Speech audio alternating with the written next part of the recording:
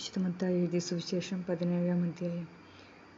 6 ദിവസങ്ങൾക്കു ശേഷം യേശു കീപ്പായെയും യാക്കോബിനെയും അവൻ്റെ സഹോദരനെയും മാത്രം കൂട്ടിക്കൊണ്ട് ഒരു ഉയർന്ന മലയിലേക്ക് അവരെ കയറ്റി. യേശു അവരുടെ മുമ്പിൽ വച്ച് രൂപാന്തരപ്പെട്ടു. അവൻ്റെ മുഖം സൂര്യനെ പോലെ ശോഭിച്ചു. അവൻ്റെ വസ്ത്രങ്ങൾ വെളിച്ചം പോലെ വെള്ളയായി. മോശയും ഏലിയായും തന്നോട് സംസാരിച്ചു കൊണ്ടിരിക്കുന്നതായി കാണപ്പെട്ടു. കീപ്പ യേശുവിനോട്, എൻ്റെ കർത്താവേ, നാം ഇവിടെ ഇരിക്കുന്നത് നല്ലത്. അങ്ങേക്ക് ഇഷ്ടമെങ്കിൽ ഞങ്ങൾ ഇവിടെ 3 കുടിലുകൾ ഉണ്ടാക്കാം. ഒന്ന് അങ്ങേക്ക്, ഒന്ന് മോശയ്ക്ക്, ഒന്ന് ഏലിയായ്ക്കും എന്ന് പറഞ്ഞു.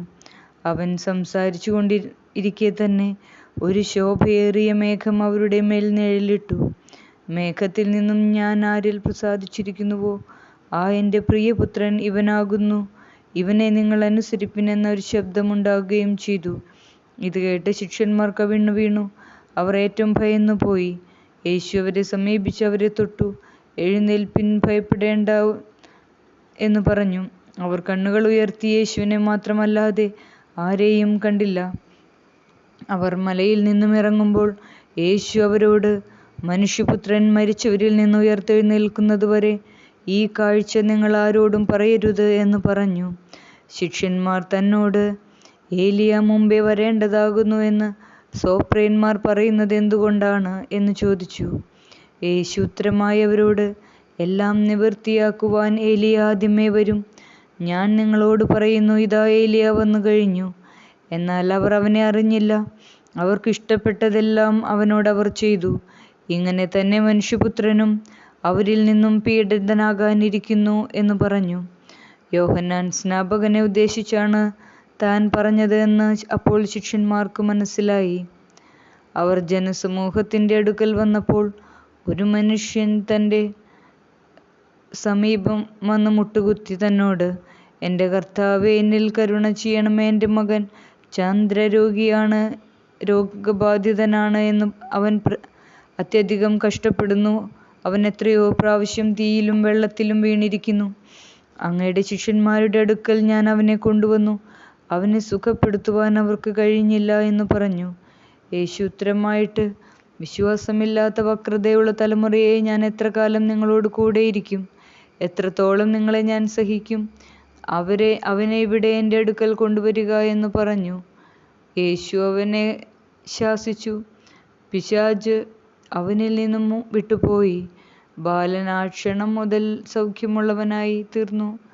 യേശു തനിച്ചിരിക്കുമ്പോൾ ശിഷ്യന്മാർ അടുക്കൽ വന്ന് തന്നോട്, അവനെ സുഖപ്പെടുത്തുവാൻ ഞങ്ങൾക്ക് സാധ്യമല്ലാതെ വന്നത് എന്തുകൊണ്ടാണ് എന്ന് ചോദിച്ചു.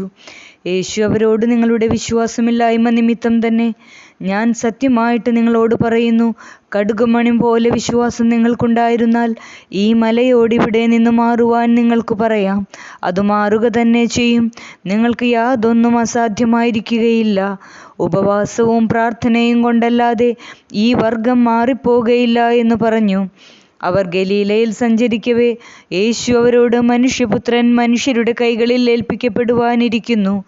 അവർ അവനെ കൊല്ലും. അവനോ 3-ാം ദിവസം ഉയർത്തെഴുന്നേൽക്കുമെന്ന് പറഞ്ഞു. അവർക്ക് വളരെ ദുഃഖമുണ്ടായി. അവർ കഫർന്നഹൂമിൽ വന്നപ്പോൾ ഈ 2 സൂസ തലവരി വാങ്ങുന്നവർ കീപ്പായെ സമീപിച്ച് അവനോട്, നിങ്ങളുടെ റബ്ബി തൻ്റെ 2 സൂസ തരുന്നില്ലയോ എന്ന് ചോദിച്ചു. ഉവ്വ് എന്ന് അവൻ അവരോട് പറഞ്ഞു. പിന്നെ കീപ്പ ഭവനത്തിനകത്ത് വന്നപ്പോൾ യേശു മുൻകൂട്ടി അവനോട്, ശീമോനെ, നിനക്കെന്ത് തോന്നുന്നു? ഭൂമിയിലെ രാജാക്കന്മാർ ആരിൽ നിന്നാണ് ചുങ്കവും തലവരിയും പിരിക്കുന്നത്? സ്വന്തം മക്കളിൽ നിന്നോ അന്യരിൽ നിന്നോ എന്ന് ചോദിച്ചു. അന്യന്മാരോട് എന്ന് ശിമോൻ പറഞ്ഞു. യേശു അവനോട്, ആകയാൽ മക്കൾ സ്വതന്ത്രരാണല്ലോ. എന്നാൽ നാം അവരെ വിരുദ്ധപ്പെടുത്താതിരിക്കേണ്ടതിന് നീ കടലിൽ പോയി ചൂണ്ടയിട്ട് ആദ്യം കിട്ടുന്ന മത്സ്യത്തിൻ്റെ വായ് തുറക്കുക. അതിനകത്തൊരു സ്തീറ കാണും. നീ അതെടുത്ത് എനിക്കും നിനക്കുമായി കൊടുത്തുകൊള്ളുക എന്ന് പറഞ്ഞു. ആമേൻ. ദൈവമേ, സ്തുതിക്ക് യോഗ്യമാകുന്നു. Barack more.